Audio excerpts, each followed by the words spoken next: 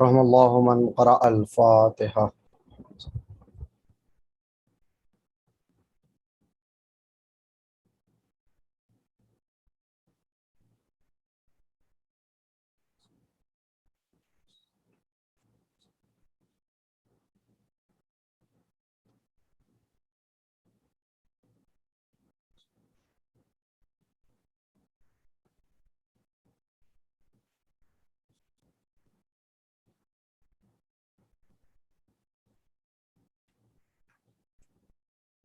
لا حول ولا قوة إلا بالله العلي العظيم. أعوذ بالله من الشيطان اللعين الرجيم. بسم الله الرحمن الرحيم. الحمد لله الذي لا يبلغ مدحته القائلون ولا يحصي نعماءه الآدون ولا يؤدي حقه المجتهدون الذي لا يدركه بعد الهمم ولا يناله غوص الفتن الذي ليس لصفته حد محدود ولا نعت موجود ولا وقت معدود ولا أجل ممدود فطر الخلائق بقدرته ونشر الرياح برحمته ووتد بالصخور ميدان أرضه ثم الصلاة والسلام على النبي المكي المدني الأمي القرشي الحاشمي اللبتهي التحامي أصله وسيل وفرحه طويل وكنبه كهيل وخلقه وزين المعلن الحق بالحق أبي القاسم محمد وعلى أهل بيته الطيبين الطاهرين المعصومين المظلومين المنتجبين المنتخبين الذين أذهب الله عنهم الرجس وطهرهم تطهيرا ولعنة الله على أعدائهم من الآن إلى قيام يوم الدين. أما بعد فقد قال الله سبحانه تبارك وتعالى في محكم كتابه الحكيم وهو أصدق الصادقين وقوله الحق. بسم الله الرحمن الرحيم. يا أيتها النفس المطمئنة ارجعي إلى ربك راضية مرضية فادخلي في عبادي وادخلي جنتي. صلوات. حاضرین گرامی قدر معزز سامعین کرام اور عزیزان مظلوم کربلا، سالانہ مجلس کے عنوان سے منعقد یہ مجلس جس کو خطاب کرنے کا شرف حاصل کر رہا ہوں، سورہ فجر سے آخر کے کلمات جن کی تلاوت اور قرأت آپ کے سامنے پیش کی گئی ہے. آپ حضرات کے علم میں اور آپ حضرات کے حافظے میں یہ کلمات ہمیشہ محفوظ رہتے ہیں، کیونکہ عام طور پر مصائب کے آغاز پر ان کلمات کی تلاوت ہوتی ہے، کیونکہ ہاتف غیبی نے اس وقت ان کلمات کو استعمال کیا تھا جب سرکار سید الشہداء حضرت امام حسین علیہ السلام اپنے اس وعدہ طفلی کو نبھانے کے لیے زمین کربلا پر آ چکے ہیں اور جہاد اپنی آخری حدوں میں ہے، اور سجدہ خالق میں سر رکھنے کے بعد آواز آتی ہے کہ اے نفس مطمئنہ، پلٹ آ اپنے پروردگار کی طرف اس عالم میں کہ تو اس سے راضی ہو چکا ہے اور وہ تجھ سے راضی ہو گیا. فادخلی فی عبادی، اور جب یہ رضایت تجھے حاصل ہو گئی ہے اور خدا بھی تجھ سے راضی ہے تو پھر خدا بند عالم کہتا ہے میرے خاص بندوں میں شامل ہو جا ودخلی جنتی، اور جب خاص بندوں میں شامل ہو گیا تو پھر جنت میں بھی اپنے داخلے کو یقینی بنا لے۔ سورہ فجر کہ جس کا لقب ہی ہے سورہ امام حسین، کہ اس سورہ کے آغاز میں خداوند عالم قسمیں کھا کر کچھ اہم پیغامات انسانوں اور بالخصوص مسلمانوں کی طرف بھیجنا چاہتا ہے، تاکہ مسلمان اپنے ایمان کو مستحکم کر کے اس راستے پر چل پڑیں کہ جس راستے کا اختتام جنت پر ہوتا ہے یا پھر ملاقات خداوند عالم پر۔ یہ اپنے اپنے نصیب کی بات ہے کہ ہم کون سا عمل کس نیت سے انجام دیتے ہیں۔ بعض افراد اعمال کو صرف اس لیے انجام دیتے ہیں کہ ان کو حصول جنت ہو جائے، یعنی جنت حاصل ہو جائے، اور بعض اس وجہ سے اپنے اعمال و افعال کو انجام دیتے ہیں کہ وہ اپنے آپ کو جہنم سے محفوظ رکھ سکیں۔ مگر اسی دنیا کے اوپر کچھ ایسے اللہ کے خاص بندے بھی ہیں جو نہ جنت کے لالچ میں اور نہ جہنم کے خوف میں، بلکہ خداوند عالم سے ملاقات کے شوق میں اپنی زندگی کو ویسے گزارتے ہیں جیسے خداوند عالم نے حکم دیا ہے، اور پھر انعام کے طور پہ خداوند عالم ان کو لقاء اللہ، یعنی وہ ملاقات کہ جو بندے کے لیے سب سے بڑی سعادت بن سکتی ہے اور ہوتی ہے، خداوند عالم بندے کو اس مقام پر پہنچاتا ہے کہ جہاں پر جمال خدا اور جلال خدا کا مظاہرہ اپنی آنکھوں سے دیکھتا ہے یہ بندہ۔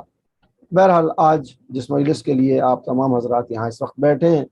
آغاز مجلس میں خداوند عالم سے دعا گو ہوں کہ میرے اللہ اس وبا اور بلا کو جلد سے جلد اس دنیا، اس ملک اور اس خطۂ ارضی سے تمام کر دے، تاکہ ہم پھر ویسے ہی مجلس اور تمام طرح کے اپنے دینی امور کو انجام دے سکیں جیسے انجام دیا کرتے تھے۔ یہ مجلس آپ کے علم میں ہے کہ باقاعدہ طور پر جس طرح سے حق ہوتا ہے مجلس کا، فرش عزا بچھا کر عزاداروں کو وہاں بلا کر اور اس کے بعد ہوا کرتی تھی، مگر آج بیماری اور اس بلا کے ماحول میں یہ ایک ہمارا سخت امتحان بن چکا ہے کہ آج سوشل میڈیا کے ذریعے ان مجالس کو منعقد کیا جا رہا ہے۔ مگر بہرحال اتنا ہی کافی ہے کہ کم از کم جب ہمیں امام حسین علیہ الصلوۃ والسلام کی یاد آتی ہے تو کم سے کم اسی ورچوئل طریقے سے ہی صحیح ہم آقا کو یاد بھی کرتے ہیں، ان کی فضیلت کو بھی سامنے پیش کرتے ہیں، اور ان کے اوپر ڈھائی گئی مصیبتوں کے اوپر آنسو بھی بہاتے ہیں۔ وگرنہ میدان کربلا میں ایک وقت ایسا بھی گزرا کہ جب بچوں کو صرف اس بات پر سزا دی جا رہی تھی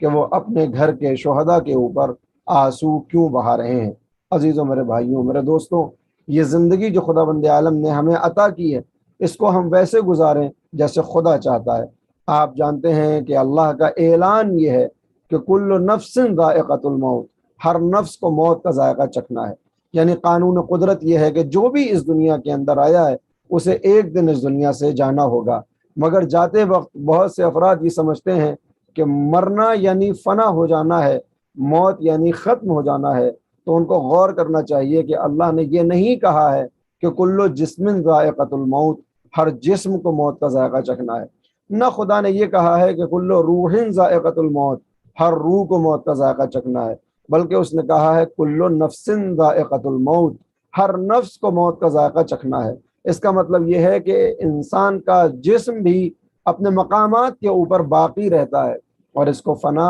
نہیں ہوتا اور یہ فنا تک نہیں پہنچتا، اور اسی طرح سے انسان کی روح بھی تباہ و برباد نہیں ہوتی، بلکہ وہ بھی ارادہ خداوند عالم کی وجہ سے ہمیشہ ہمیشہ کے لیے اب زندہ و جاوید ہو چکی ہے۔ لہذا نہ تو جسم کہیں مرنے والا ہے اور نہ یہ روح کو موت آنے والی ہے۔ موت آتی ہے اس کنیکشن کو، اس ارتباط کو کہ جس کی وجہ سے جسم اور روح کے ذریعے انسان سانسیں لینا سیکھتا ہے، اور اس دنیا کے اوپر چند مدت کے لیے، تھوڑے سے دنوں کے لیے، کچھ برسوں کے لیے بھیجا جاتا ہے تاکہ اس کا امتحان لیا جا سکے۔ اور یہ اس نے حیات اور موت بنائی اس لیے تھی تاکہ وہ اس انسان کا امتحان لے سکے کہ دیکھیں امتحان میں یہ انسان کامیاب ہوتا ہے یا ناکام ہوا کرتا ہے۔ لہذا سورہ ملک میں وہ آواز دیتا ہے الذی خلق الموت والحیات، خدا تو وہی ہے کہ جس نے موت کو خلق کیا اور زندگی کو، کیوں؟ لیبلوکم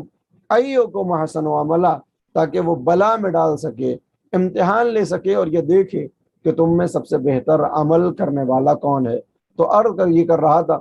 کہ موت آتی ہے نفسوں کو، اور جب بات نفسوں کی ہوتی ہے تو قرآن کریم انسان کے افعال و اعمال کی وجہ سے کبھی اس نفس کو نفس امارہ کہتا ہے کبھی اس نفس کو نفس لوامہ کا نام دیا جاتا ہے اور کبھی اس نفس کو نفس مطمئنہ کی سند حاصل ہوتی ہے۔ لہذا ایک مقام پر وہ یہ کہتا ہے کہ یہی تو تمہارا نفس ہے جو تمہیں برائیوں کی طرف کھینچتا ہے، خرابیوں کی طرف بلاتا ہے، اور اگر انسان اپنے نفس کا غلام ہو جائے، اپنی خواہشات کا غلام ہو جائے، تو پھر اس راستے پر قدم بڑھا دیتا ہے جس کا اختتام جہنم پر ہونا ہے۔ اور اگر انسان اپنی عقل کے اوپر قابو رکھے اور نفس کو کچل کر عقل کو حاکمیت سونپ دے تو پھر بندہ اس راستے پر نکلتا ہے کہ جہاں مرتے وقت انا للہ و انا الیہ راجعون نہیں کہا جاتا، بلکہ کہا جاتا ہے ارجعی الی ربک راضیۃ مرضیہ، تو خود پلٹ کے آ جا اپنے پروردگار کی طرف کہ تو اس سے راضی ہو چکا ہے اور وہ تجھ سے راضی ہو گیا ہے۔ عزیزوں میرے بھائیوں، انسان کو اس دنیا میں زندگی کیسے گزارنا ہے، اس کو کیسے اپنی ابدیت کو پیش کرنا ہے، خداوند عالم کے سامنے کیسے سرمگو ہونا ہے، اس کو بتانے کے لیے اس نے 1,24,000 انبیاء کا انتخاب کیا۔ لہٰذا آدم بتائیں گے کہ اطاعت خدا کیسے ہو، حضرت عیسیٰ بتائیں گے کہ عبادت خدا کا طریقہ کیا ہونا چاہیے، حضرت زکریا سکھائیں گے کہ اللہ کی عبودیت کا مطلب کیا ہے، حضرت اسماعیل بتائیں گے کہ خدا کی مرضی میں مینا کے میدان پر لیٹ جانے کا نام بندگی اور عبادت اور اطاعت ہے۔ لہذا اللہ کی عبادت کرنے کے لیے ہمیں انبیاء کو دیکھنا ہوگا، مگر اللہ اپنی ہی اطاعت نہیں مانگتا، بلکہ وہ کہتا اطیعوا اللہ واطیعوا الرسول واولی الامر منکم، اطاعت کرو اللہ کی اور اطاعت کرو رسول کی اور ان کی کہ جو اولی الامر ہیں۔ اللہ کی اطاعت کیسے ہو یہ بتانے کے لیے 1,24,000 انبیاء موجود ہیں، رسول کی اطاعت کیسے ہو اس کو بتانے کے لیے بھی 1,24,000 سے زیادہ اوصیاء انبیاء موجود ہیں جو ہر نبی کے وسیع قرار پاتے ہیں، خلیفہ قرار پاتے ہیں، جانشین قرار پاتے ہیں۔ وہ اپنی زندگی کو گزار کے نبی کی اطاعت کر کے بتاتے ہیں کہ جیسے ہم نے اطاعت کی ہے نبی کی، ویسے تم بھی نبی کی اطاعت کرو۔ لہذا معلوم یہ ہوا کہ اللہ کی عبادت کو بتانے کے لیے 1,24,000 انبیاء موجود ہیں، نبی کی اطاعت کیسے ہو یہ بتانے کے لیے 1,24,000 سے زیادہ اوصیاء موجود ہیں، اس لیے کہ ہر نبی کے پاس کم سے کم ایک وصی ہے، وگرنہ کچھ نبیوں کے پاس ایک سے زیادہ اوصیاء بھی نظر آتے ہیں۔ لہذا میں کہہ رہا ہوں 1,24,000 سے زیادہ اوصیاء موجود ہیں جو یہ بتائیں گے کہ اپنے زمانے کے نبی کی اطاعت کیسے ہو۔ لہذا اب حضرت محمد مصطفیٰ صلی اللہ علیہ وآلہ وسلم کی اطاعت کس طرح سے کی جائے گی اس کو دیکھنے کے لیے ہمیں مولا الموحدین امیر المؤمنین علی بن ابی طالب علیہ الصلوۃ والسلام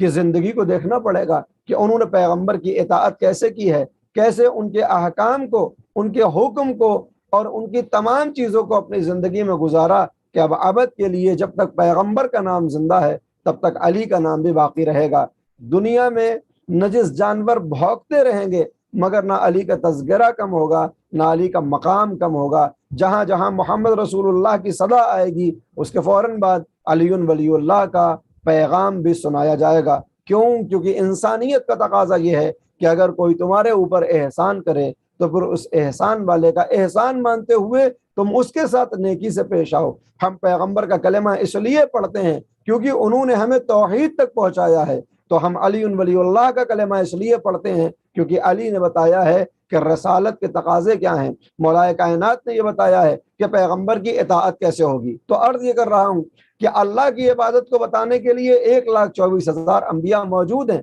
تاکہ ہم عبادت کریں اور اس مقام پر پہنچ جائیں کہ جہاں خداوند عالم ہمارے سامنے جنت کے دروازوں کو کھولتا ہے، جہاں حقیقی معنی میں ہم عبد قرار پاتے ہیں، جہاں حقیقی معنی میں ہمیں عبادت کے طریقے آتے ہیں۔ نبی کی اطاعت کیسے ہوگی یہ اوصیاء الہی بتائیں گے تاکہ ہم اپنے زمانے کے نبی کے سچے امتی قرار پائیں۔ مگر عزیزو جان قربان ہو جائیں کچھ ایسی ہستیوں پر کہ جو تنہا دنیا کے اندر آئے اور ایسا عمل انجام دیا کہ جب ان کے عمل کو تولا گیا تو ایک طرف 1,24,000 انبیاء کا عمل ہے اور ایک طرف اس ایک ہستی کا عمل ہے۔ ایک طرف 1,24,000 انبیاء اوصیاء سے زیادہ افراد کا عمل دیکھنا پڑتا ہے اور دوسری طرف اس ایک ہستی کا عمل دکھائی دیتا ہے۔ وہ کون ہے؟ وہ ایک نام کربلا کے میدان میں مردوں کے لیے ابو الفضل العباس अलमदार करबला का नाम दिखाई देता है, और ख़वातीन में ज़ैनब उलिया मकाम नजर आती हैं कि जो अपने ज़माने के उलिल अम्र की इताअत करके ये बताते हैं कि देखो अपने ज़माने के इमाम की तुम्हें इबादत इताअत किस तरह से अंजाम देनी है। हमारी ज़िंदगी को देखो, अल्लाह की इबादत बताएंगे 1,24,000 अम्बिया, रसूल की इताअत बताएंगे 1,24,000 से ज़्यादा औसिया, मगर उलिल अम्र की इताअत कैसे हो? अल्लाह कह रहा है अतीउल्लाह व अतीउर रसूल व उलिल अम्र मिनकुम, उनकी भी इताअत करना है जो तुम्हारे दरमियान उलिल अम्र हैं। वो कौन है? वो हमारे अइम्मे कराम हैं कि जिनको खुदाबंद आलम ने इल्म लदुन्नी से नवाजा है, जिनको मासूम बनाया है, जिनके ऊपर नस है कि जो मंसूस मिन अल्लाह हैं, जो हुज्जत खुदा बन के ज़मीन पर आते हैं, जो वलीउल्लाह करार पाते हैं, जो ऐनुल्लाह नाज़रा का लक़ब हासिल करते हैं। हमें इनकी भी इताअत करना होगी कि अगर हम अपने ज़माने के उलिल अम्र की इताअत ना करें तो फिर ना हमने रसालत की इताअत की है और ना हमने अल्लाह की इताअत के अहकाम को अपनी ज़िंदगी में नाफिज किया है। लिहाजा हज़रत अब्बास अलमदार अलैहिस्सलाम मैदान कारदार में मौला इमाम हुसैन की इताअत करके बताएंगे कि अगर अपने ज़माने के इमाम की इताअत करना है तो अब्बास से सीखो कि कैसे अपने इमाम के हुक्म के आगे हाथों को जोड़ के खड़ा है कि मौला जैसी आपकी इजाज़त होगी, जैसा आपका हुक्म होगा, ज़िंदगी वैसे गुजारी जाएगी। मौला हज़रत अब्बास का जो मर्तबा है, जो मकाम है, अक्सर मैं सोचा करता था कि मौलाए कायनात के बहुत से फर्जंद नजर आते हैं, कम से कम करबला के अंदर जो बार बार रवायात दिखाई देती हैं कि हज़रत ज़ैनब उलिया मकाम के 18 भाई हैं जिन्होंने करबला के मैदान में शहादत दी है, मगर उन 18 भाइयों में इमाम हुसैन के उन 18 भाइयों में सबसे ज्यादा जिसका नाम लिया जाता है, जिसकी अहमियत हमें मालूम होती है, जिसका मकाम है, जिसका मर्तबा है, वो एक नाम मौला अबुल फजल अब्बास का है। आखिर क्यों मौला हजरत अब्बास उस मकाम पर पहुंच गए कि जहां पर अब कोई भी हुसैन का नाम लेगा तो अब्बास का नाम साथ में नजर आता है। मैंने आपसे अभी अर्ज किया था कि मौला कायनात ने ऐसे जिंदगी गुजारी है पैगंबर के साथ कि अब जब तक कयामत में मोहम्मद रसूलुल्लाह का कलेमा बाकी रहेगा, अलीउन वलीउल्लाह की सदाएं आती रहेंगी। व उसी अंदाज में जब तक करबला जिंदा रहेगी, जब तक इस्लाम जिंदा रहेगा, जब तक इंसानियत जिंदा रहेगी, हुसैन का नाम लिया जाएगा और हुसैन के साथ में फौरन जिस नाम को अदा किया जाएगा वो नाम मौला अबुल फजल अब्बास का है। कैसे पहुंचे हैं उस मकाम तक? आखिर हजरत अब्बास का वो कौन सा अमल है कि जिसने आपको इतना पाकीज़ा और इतना सालेह बना दिया कि क़यामत तक अब लोगों की ज़बान पे आपका नाम है? इसको देखना हो तो फिर हमें देखना पड़ेगा इमाम शशुम इमाम जाफर सादिक अलैहिस्सलातु वस्सलाम की ज़िंदगी को, कि जब इमाम अलैहिस्सलाम मैदान करबला में आते हैं और आने के बाद अपने जद्द अमजद सरकार सैयदुल शुहदा हजरत इमाम हुसैन अलैहिस्सलाम की ज़ियारत फरमाते हैं और उसके बाद मौला अब्बास के हरम पर जाकर उनके मज़ार अतहर के ऊपर सलाम पढ़ते हैं। हुज्जत खुदा है इमाम जाफर सादिक, अल्लाह की तरफ से वली बनकर आए हैं, उलिल अम्र का एक मिज़दाक़ है इमाम। मगर जब हजरत अबुल फजल अब्बास की कब्र पर पहुंचते हैं तो फिर किस तरह से सलाम कर रहे हैं? जैसा कुरान करीम में आप देखते हैं कि अल्लाह ने अंबिया के ऊपर सलाम पढ़ा है। आप जब कुरान में लफ्ज़ सलाम को देखेंगे तो आपको नजर आएगा कि 7 मरतबा अल्लाह ने नबियों के ऊपर सलाम भेजा है। सलाम हो तुम पर इब्राहिम, सलाम हो तुम पर नूह, सलाम हो तुम पर मोहम्मद। इस तरह से आपको कई आयत दिखाई देंगी। इमाम जाफर सादिक अलैहिस्सलातु वस्सलाम जिस वक्त आते हैं मौला अबुल फजल अब्बास के मज़ार के ऊपर और रोज़ा अक़दस के ऊपर, तो कहते हैं ए अबुल फजल अब्बास, आपके ऊपर अल्लाह का सलाम हो। और सिर्फ अल्लाह का सलाम नहीं बल्कि मलाइका का सलाम हो, बल्कि अंबिया और रसूल का सलाम हो, सिद्दीकीन और शुहदा का सलाम हो, और सालिहात यानी वो जो मोमिन बंदे हैं जो हकीकी माना में दुनिया के अंदर वैसे जिंदगी गुजारते हैं जैसे उन्हें जिंदगी गुजारना चाहिए, यानी ज़की अफराद, साले अफराद, उनका भी सलाम आप कबूल फरमाइए। ये इमाम जाफर सादिक अलैहिस्सलातु वस्सलाम, आप जिस वक्त ज़ियारतनामा उठाइए हजरत अबुल फजल अब्बास के, जिस वक्त आप करबला में जाते हैं, इमाम को जिन अल्फाज के साथ आप याद करते हैं, ज़ियारत पढ़ते हैं, ये अल्फाज इमाम जाफर सादिक अलैहिस्सलातु वस्सलाम की तरफ से आए हैं। इमाम फरमाते हैं आप पर अल्लाह का सलाम हो, आप पर मलाइका मुकर्रम का सलाम हो, आपके ऊपर अंबिया और रसूल का सलाम हो। और इसके बाद ये हुज्जत खुदा अबुल फजल अब्बास अलमदार अलैहिस्सलातु वस्सलाम के हक में गवाही देते हुए फरमाते हैं कि अशहदु लका बित्तस्लीम, اے مولا عباس میں گواہی دیتا ہوں۔ اللہ اکبر، ہمارے جیسا عام انسان گواہی دے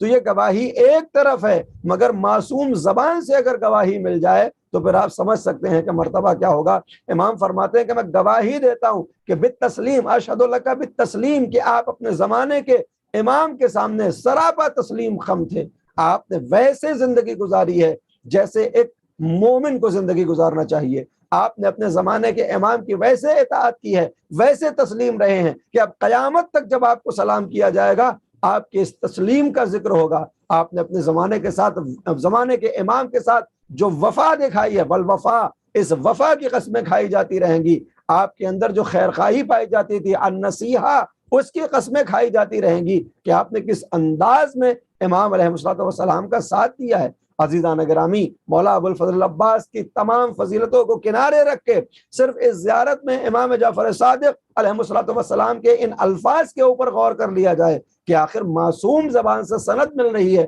کہ آپ نے کیسے کیسے اپنے زمانے کے امام کا ساتھ دیا ہے۔ اور دوسری زیارت میں جہاں ہمیں نظر آتا ہے، اور بعض وقت میں یہ کہتا رہتا ہوں، عرض کر دوں، بیچ میں ایک جملہ آ گیا کہ بہت سے افراد یہ کہتے ہیں کہ صاحب نماز اللہ کے لیے ہے، ان میں کسی اور کا تصور آ جائے تو نماز باطل ہو جاتی ہے۔ یہ بعض مسلمانوں کا خیال ہے، مگر وہ بھول جاتے ہیں کہ اس نماز کے اندر اگر آل محمد کا تذکرہ ہونا ہو تو یہ نماز قبول نہیں ہوتی، اور اس کا اقرار مسلمانوں کے بڑے بڑے ائمہ نے کیا ہے۔ امام شافعی فرماتے ہیں کہ اگر نماز میں ذکر اہل بیت نہ ہو، ان پر صلوات و سلام نہ ہو، تو اللہ نماز کو رد کر دیتا ہے۔ یہ ان کا ماننا تھا اور ان کا عقیدہ تھا، بلکہ میں تو یہ کہتا ہوں کہ اس نماز میں اگر مولا ابو الفضل عباس کا تذکرہ نہ ہو تب بھی نماز کامل نہیں ہوتی۔ آپ کہیں گے کیسے؟ تو آپ یاد کیجئے کہ جب آپ نماز کی آخری رکعت میں سلام پڑھنے لگتے ہیں تو آپ 3 سلام کرتے ہیں، السلام علیکہ ایھا النبی ورحمۃ اللہ وبرکاتہ، سلام ہو اے نبی کہ آپ کے اوپر اللہ کی رحمت بھی ہو، برکت بھی ہو، اور اس کے بعد آپ کہتے ہیں السلام علینا، یعنی سلام ہو ہمارے اوپر، وعلی عباد اللہ الصالحین، اور ان کے اوپر بھی سلام ہو جو اللہ کے صالح بندے ہیں۔ آپ سلام پڑھ رہے ہیں۔ اب جب ہم تلاش کرتے ہیں کہ یہ کون ہے عبد صالح، تو پھر اب امام جعفر صادق علیہ السلام کی زبان سے دوسرا سلام مولا عباس کے لیے جو نظر آتا ہے کہ جس کو آپ ہر شب جمعہ زیارت وارثہ کے بعد جب مولا عباس کی آپ زیارت پڑھتے ہیں تو آپ گواہی دیتے ہیں کہ آپ ہی تو ہیں اصلی معنی میں اب عبد صالح، کہ جس نے اطاعت کی ہے اللہ کی، جس نے اطاعت کی ہے رسول کی، جس نے اطاعت کی ہے اپنے زمانے کے امام کی۔ حضرت عباس کو اب عبد صالح کہہ کے ہم آواز دیتے ہیں، یعنی جب ہم سلام میں السلام علینا وعلی عباد اللہ الصالحین کہیں گے تو پھر یہ سلام اپنے آپ مولا ابو الفضل عباس کی طرف پلٹ جائے گا۔ عزیزان گرامی، مولا عباس کو آخر یہ درجہ کیوں حاصل ہوا؟ امام کے یہ خاص سپاہی اور خاص صحابی کیوں اس مقام تک پہنچ گئے؟ تو اس کے لیے ایک جواب تو یہی کافی ہے کہ عباس کی پرورش کرنے والے کو علی کہا جاتا ہے۔ مولا کائنات اس مقام پر ہیں، عبودیت کے اور عبدیت کے یقین کے اس مرحلے پر پہنچ چکے ہیں کہ آپ نے فرمایا لو کشف الغطاء مزت تو یقینا، اگر آسمان کا شامیانہ ہٹا لیا جائے اور حقیقتیں مجھے آنکھوں سے دکھا دی جائیں تو بھی ایمان میں اضافہ ہونے والا نہیں ہے، یعنی ایمان اپنے اس مقام پر پہنچ چکا ہے جہاں اسے ہونا چاہیے۔ کیوں؟ کیونکہ مولا کائنات کے پاس تمام وہ چیزیں موجود ہیں جو ایک بندے کے اندر ہونا چاہیے، نہیں بندہ نہیں بلکہ ایک ولی خدا کے اندر جو اشیاء ہونی چاہیے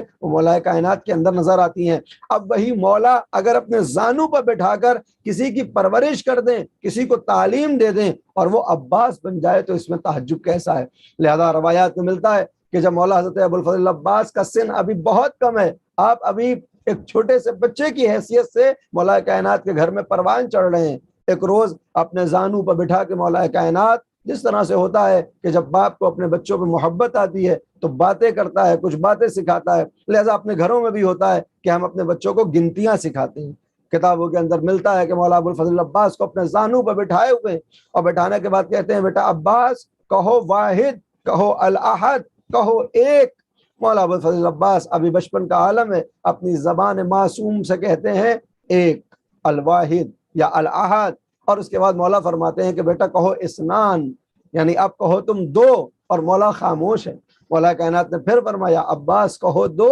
اور اب جو حضرت عباس خاموش ہیں تو مولا کائنات فرماتے ہیں کہ عباس میں تمہیں علم عدد سکھا رہا ہوں، میں تم کو تعداد بتانا چاہتا ہوں کہ ایک کے بعد دو آیا کرتا ہے، کہو احد کے بعد اسنان۔ تو مولا ابوالفضل عباس جواب دیتے ہیں بابا جس زبان سے کلمہ توحید کو جاری کر کے ایک اللہ کی گواہی دے دی ہو، اب اس زبان سے میں دو کس طرح سے کہوں؟ جب اللہ کو ایک مان لیا تو اب اس زبان پہ کبھی بھی دو خدا یا تین خدا آنے والے نہیں ہیں، وہ ایک اور اکیلا رہے گا۔ عزیزو، اس بچپن کے عالم میں توحید کو لے کے اتنا زیادہ احترام اور توحید کی اتنی معرفت اگر جس میں پائی جائے تو پھر وہ معصوم زبانوں سے اگر سلام پائے اور یہ سند پا جائے کہ جہاں مولا سید الساجدین یہ فرماتے ہیں کہ روز قیامت میرے چچا عباس کا وہ مقام اور وہ مرتبہ ہوگا کہ کائنات کے تمام شہداء غبطہ کریں گے اور وہ چاہیں گے کہ کاش ہمارا بھی مرتبہ عباس کے جیسا ہوتا، کہ ہم بھی شہید ہوئے اور مولا ابوالفضل عباس بھی شہید ہوئے،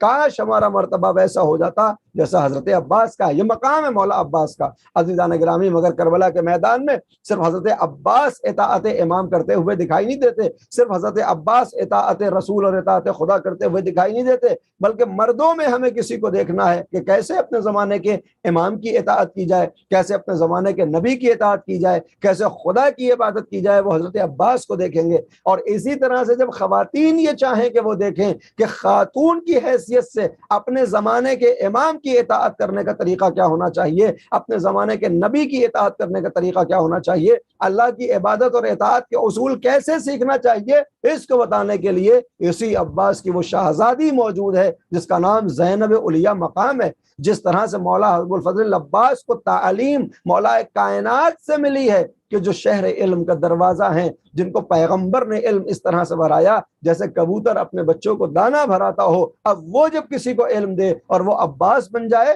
تو دوسری طرف ہمیں زینب بنتی ہوئی دکھائی دیتی ہے، اسی انداز میں کہ جیسے حضرت ابوالفضل عباس بچپن کے عالم میں بیٹھے ہوئے ہیں اور باپ کو محبت آ رہی ہے اور کچھ سکھا رہے ہیں، اسی طرح سے حضرت زینب علیہ مقام مولا امیر المؤمنین کے زانوں پہ بیٹھی ہوئی ہیں۔ اور آپ یہ جانتے ہیں کہ ایک فطری تقاضا ہوتا ہے کہ بچیاں اپنے باپ سے زیادہ مانوس ہوتی ہیں اور بچے اپنی ماں سے زیادہ مانوس ہوتے ہیں۔ حضرت زینب علیہ مقام مولا امیر المؤمنین کے زانوں پہ ہیں، اچانک باپ ہے تو پیار آیا اور پیشانی کا بوسہ لیا حضرت زینب علیہ مقام کا۔ جیسے ہی بوسہ لیا تو بی بی زینب تتلاتی ہوئی زبان میں معصوم انداز میں، چونکہ ابھی بچی ہیں، سوال کرتی ہیں میرے بابا کیا آپ زینب کو بہت چاہتے ہیں، کیا آپ اپنی بچی سے بہت زیادہ پیار کرتے ہیں؟ مولا امیر المؤمنین کو پیار میں اضافہ ہوا اور دوبارہ پیشانی کا بوسہ لیا، اے میری بچی یقیناً میں تمہیں بہت زیادہ چاہتا ہوں، تم سے محبت کرتا ہوں، تم میرے دل کا سکون ہو، تو اپنے باپ کی زینت ہو، میں تم سے محبت کیسے نہ کروں؟ اب زینب علیہ مقام کا دوسرا سوال، بابا آپ مجھے چاہتے ہیں، کیا آپ اللہ کو بھی چاہتے ہیں؟ اور اب جواب مولا کائنات کا یہ ہے، یقیناً میں خدا کو چاہتا ہوں۔ علی کی پوری ہستی اللہ کے لیے ختم ہونے پہ آمادہ ہے کہ وہ اپنے آپ کو فنا کر دے تاکہ اللہ کے ساتھ باقی ہو جائے، یقیناً میں خدا کو چاہتا ہوں۔ علی کی نگاہ میں خدا تو بس خدا ہے اور میں کیوں خدا کو نہ چاہوں؟ اور جب حضرت زینب علیہ مقام نے یہ دو اقرار لیے کہ زینب کو بھی چاہتے ہیں اور اللہ کو بھی چاہتے ہیں، تو اب بی بی زینب کہتی ہیں بابا لیکن قرآن کریم میں تو اللہ کہتا ہے اللہ نے ایک مرد کے سینے میں دو دل قرار نہیں دیے ہیں،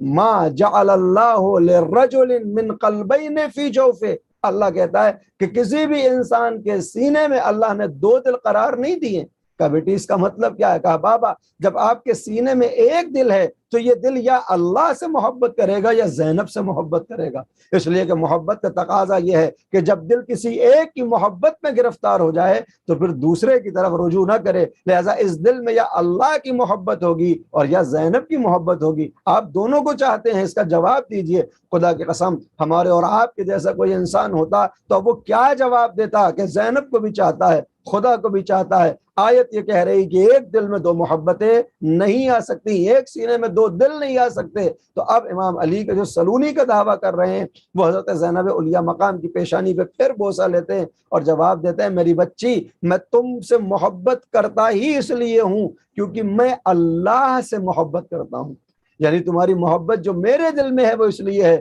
کیونکہ میں اللہ کو پیارا ہوں اور اللہ مجھے پیارا ہے، تم اللہ کا دیا ہوا ایک تحفہ ہو، لہذا اللہ کی محبت کی وجہ سے میں تم سے محبت کرتا ہوں۔ عزیزان گرامی، مولا کائنات نے بچی کو یہ جو جواب دیا ہے، یقیناً یہ قرآن کا حکم بھی ہے، اور انسان کی انسانیت کو پروان چڑھانے کے لیے، ایک عبد کی عبودیت کو آگے بڑھانے کے لیے تقاضۂ الہی بھی ہے، کہ جہاں قرآن کریم میں اللہ کھل کے یہ اعلان کرتا ہے کہ اگر تم اپنی اولاد، اپنی ازواج، اپنے مال، اپنے مکان، اپنے تجارت، اپنی شہرت، اپنے نام و نمود سے زیادہ تم کسی سے محبت نہیں کرتے، یعنی اللہ سے محبت کے مقابلے میں اپنی ذات، اپنی اولاد، اپنی ازواج، اپنی دولت، اپنے مکان، اپنی تجارت سے محبت کرتے ہو، تو پھر منتظر رہو کہ عنقریب تمہارے اوپر عذاب آنے والا ہے۔ اس لیے کہ خداوند عالم نے اس دنیا میں ہمیں اس لیے بھیجا ہے تاکہ ہم اللہ کی عبادت کریں، اس کی اطاعت کریں، اس سے محبت کریں، لہذا اب اللہ کے جیسی محبت کسی اور کی نہیں ہونا چاہیے، اللہ اجازت نہیں دیتا۔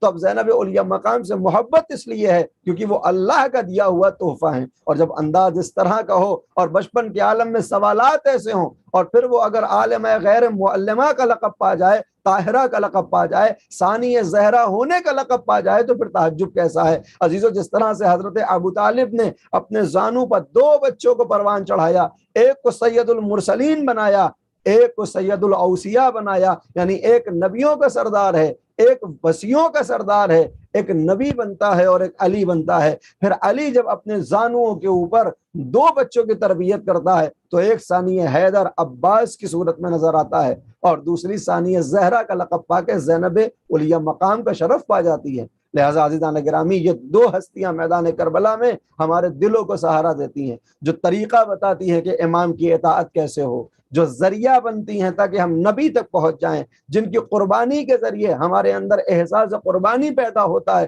کہ جیسے انہوں نے اپنی زندگی کو قربان کر دیا ویسے ہم بھی اپنی زندگی کو قربان کر دیں۔ عزیزو، صرف امام سے محبت کافی نہیں ہے، صرف دعوی محبت کافی نہیں ہے، بلکہ زندگی ویسے گزرے جیسے امام چاہتا ہے۔ میدان کاردار میں ہم نے دیکھا کہ جب صبح عاشورہ نمودار ہوئی تو ایک کے بعد ایک فرد آ رہا ہے اجازت لینے کے لیے، اور مولا ابو الفضل عباس جب اجازت طلب کرتے ہیں تو اجازت نہیں مل رہی ہے۔ اے عباس، تم کو کیسے اجازت دوں؟ تم تو میرے لشکر کے علمدار ہو، میں تم کو اجازت دے دوں گا تو لشکر کا کیا ہوگا؟ مگر حضرت عباس کا اصرار دکھائی نہیں دیتا ہے، یعنی یہ کوئی بھی اصرار نہیں ہے کہ مولا بس مجھے اجازت مل جائے، جب اجازت طلب کر رہے ہیں، اس لیے کہ وظیفہ اور ذمہ داری یہ ہے کہ جب سب جا رہے ہیں تو عباس کو بھی جانا چاہیے، مگر جب امام روک دیتے ہیں تو اب اصرار نہیں ہے کہ مجھے جانا ہے، بلکہ مولا جو آپ کی مرضی ہے وہ ہوگا۔ اور جب اجازت بھی ملی تو جنگ کی اجازت نہیں ملی ہے، اجازت یہ ہے کہ جاؤ، اگر تم کچھ کرنا چاہتے ہو تو ان بنی ہاشم کے چھوٹے چھوٹے بچوں کے لیے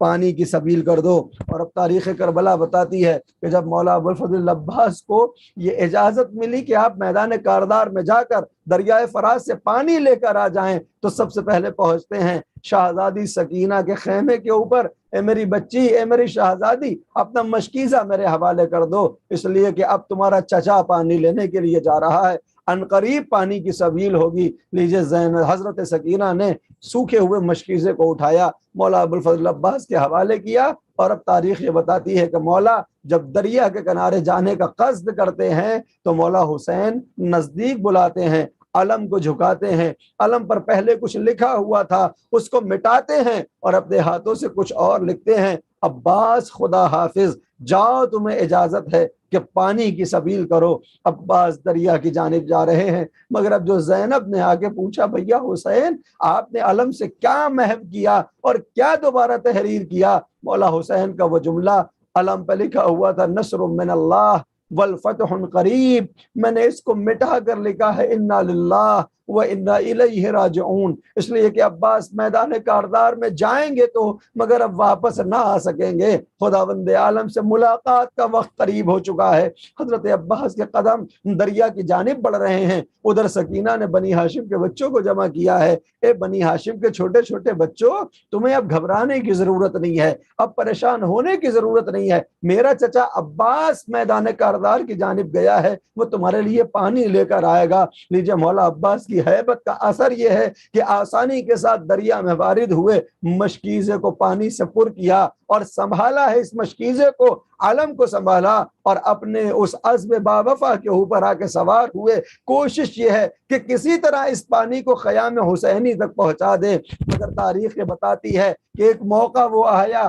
کہ جب ایک ظالم نے ایسا وار کیا کہ مولا ابو الفضل العباس کا داہنا شانہ قلم ہو گیا، شانہ قلم ہوا ہے۔ امید باقی ہے، کاش یہ پانی سکینہ تک پہنچ جائے، کاش یہ پانی زینب تک پہنچ جائے، کاش یہ پانی حسین تک پہنچ جائے کہ پیاس ختم ہو سکے۔ لہذا ابھی مولا عباس کی جن کو جنگ کی اجازت رہی ہے، مشکیزے کی حفاظت کرتے ہوئے میدان کارزار سے خیمے کی جانب آ رہے ہیں، اچانک دوسرے ظالم نے ایک حملہ کیا، مولا عباس کا دوسرا شانہ قلم ہوا۔ اب کیسے مشکیزے کو سنبھالے، کیسے علم کو اٹھائے؟ اللہ جانے کس طرح سے حضرت عباس نے علم کو سنبھالا، مشکیزے کو اٹھایا۔ چاہتے یہ ہے کہ اب خیموں تک پہنچ جائیں اور پوری کوشش یہ ہے کہ پانی سکینہ تک پہنچے، مگر تاریخ کہتی ہے ایک ظالم نے چلے کمان میں جو ایک تیر جوڑا، ارے یہ تیر جو مشک سکینہ پر آ کر لگا، سارا پانی زمین پر بکھر گیا۔ بس اس پانی کے زمین پر بہنے کے ساتھ حضرت عباس کی امیدیں بھی زمین پہ آ چکی ہیں۔ اب کس منہ سے جائے گا، سکینہ سے کیا ملاقات کرے گا؟ وعدہ کیا تھا بیٹی پانی لے کر آؤں گا، حسین کی کا یہ سپاہی سکینہ کے لیے پانی نہ لے جا سکا ہے، لہذا گھوڑے کا رخ موڑا، ادھر حسین ہے جو منتظر ہیں کہ میرا بھائی عباس شاید پانی لے کر آئے گا یا شہادت کی خبر مجھ تک پہنچے گی۔ بعض علماء یہ پڑھتے ہیں کہ ابھی تک حضرت علی اکبر موجود تھے، لہذا اپنے ہمراہ بلایا کہ اے میرے لال چلو، مجھے عباس کا علم نظر نہیں آتا۔ علی اکبر ہمراہ ہیں، اچانک زمین سے کچھ اٹھایا، آنکھوں سے لگایا، بوسہ لیا۔ حسین کا جملہ کہ اے بیٹا اکبر، تم نے زمین سے کیا اٹھا کر بوسہ لیا؟ اے میرے بابا چچا عباس کا بازو قلم ہو چکا ہے۔ یہ چچا کا بازو تھا جس کو آنکھوں سے لگایا۔ کچھ اور دور آگے بڑھے، ایک دوسرا شانہ ملتا ہے، پھر کچھ اور نزدیک گئے تو جنازہ حضرت عباس نظر آیا۔ ابھی تو ہونا تو یہ چاہیے تھا کہ دریا سے جب آئے تھے خیموں کی جانب، پہلے ایک شانہ قلم ہوا، پھر دوسرا شانہ قلم ہوا، اور پھر اس کے بعد زمین کربلا کے اوپر حضرت عباس ہے۔ تو جب خیمے سے حسین بڑھے تھے تو پہلے عباس کا جنازہ ملتا، پھر ایک شانہ ملتا اور پھر دوسرا۔ آخر کیا وجہ ہے کہ پہلے شانے مل رہے ہیں اور پھر عباس؟ اس کی وجہ یہ تھی کہ جب ایک شانہ قلم ہوا، عباس خیموں کی جانب آ رہے ہیں، دوسرا شانہ بھی قلم ہو گیا، عباس خیمے کی جانب آ رہے ہیں۔ جب مشک سکینہ پہ تیر لگا تو اب عباس کیسے خیموں میں جائے؟ ارے گھوڑے کے رخ کو موڑا، دوبارہ دریا کا کنارہ ہے جسے اختیار کرنا ہے، لہذا مولا حسین حضرت عباس کے جنازے پہ آ چکے ہیں۔ دیکھا ایک آنکھ میں تیر پیوست ہے، دوسرے میں خون ہے۔ اے مولا عباس، اے مولا حسین، جب دنیا میں آیا تھا تو میں نے سنا ہے سب سے پہلے آپ کے چہرے کی زیارت کی تھی۔ آج آخری مرتبہ دوبارہ آپ کو دیکھنا چاہتا ہوں کہ آپ کی زیارت سے اس دنیا سے رخصت ہو جاؤں۔ اے عباس، زیارت کیوں نہیں کرتے؟ مولا کیسے زیارت کروں؟ ایک آنکھ میں تیر پیوست ہے، دوسرے میں خون ہے۔ حسین مظلوم کربلا نے ابا کے دامن سے خون کو صاف کیا۔ اب حضرت عباس نے حسین کی زیارت کی۔ السلام علیکہ یا ابا عبداللہ، السلام علیکہ یا ابن رسول اللہ۔ لیجئے، حضرت امام حسین پوچھتے ہیں میرے عباس، اگر کوئی اور وصیت ہو، کوئی اور خواہش ہو تو بیان کرو۔ آقا، میرے جنازے کو خیمے میں نہ لے جائیے گا، میرے جنازے کو خیمے میں نہ لے جائیے گا۔ بعض افراد یہ پڑھتے ہیں کہ شاید حضرت عباس سکینہ سے شرمندہ ہیں جو خیمے میں نہیں جانا چاہتے۔ ممکن ہے کہ ایک سبب یہ ہو، مگر دوسرا سبب یہ بھی ہے کہ عباس اپنے کو حسین کا غلام سمجھتے ہیں۔ عباس کی غیرت یہ گوارا نہیں کرتی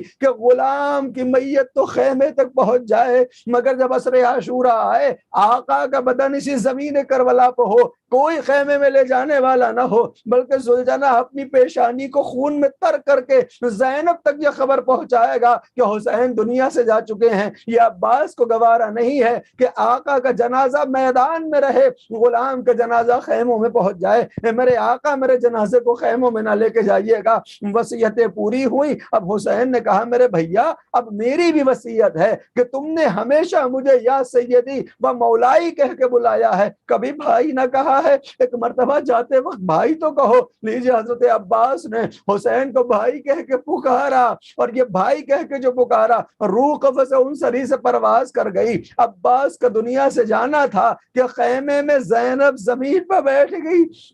اے میرے عباس، اب تک جو تمہارے خوف سے آنکھیں جاگا کرتی تھیں، تمہارے جانے کے بعد وہ چین سے سوئیں گی، جو تمہارے ہونے کی وجہ سے چین سے سویا کرتے تھے اب تمہارے جانے کے بعد وہ جاگا کریں گے۔ اے عباس، میں سنا کرتی تھی میرے ہاتھوں میں رسن بنے گی، میرے بازو باندھے جائیں گے، ایک رسن میں 12 گلے ہوں گے، مجھے اسیر کیا جائے گا۔ مجھے یقین تھا کہ بابا نے کہا ہے یہ ہوگا، مگر میں سوچا کرتی تھی کہ جس کا عباس جیسا بھائی ہو، جس کے پاس حسین جیسا بھائی ہو، بھلا اس کے ہاتھوں میں رسن کون باندھے گا؟ آج تمہارے جانے سے یقین ہو گیا کہ میدان کاردار میں ایک کے بعد ایک سب زینب کو چھوڑ کے جا رہے ہیں۔ عباس تم بھی چلے گئے، اب زینب کو یقین ہے کہ قیدی بھی بنے گی، زینب اسیر بھی ہوگی، کربلا سے کوفہ اور کوفہ سے شام بھی جائے گی۔ عزیزو، زینب کا یہ جملہ تھا جس نے حضرت عباس کی غیرت کو دوبارہ بیدار کیا کہ جب 11 محرم کو قافلہ اسیر ہوا، سروں کو نیزوں پہ بلند کیا گیا ہے،